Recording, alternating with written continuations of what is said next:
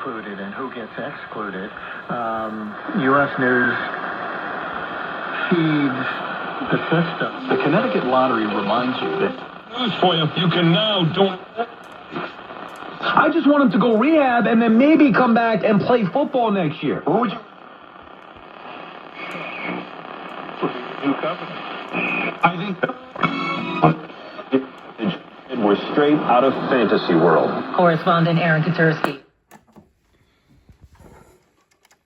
Fought to hurt his chances in 2024. His attorneys, meanwhile, say they will appeal. A woman is dead after a 911 call this morning found the 34-year-old with a number of stab wounds inside a building.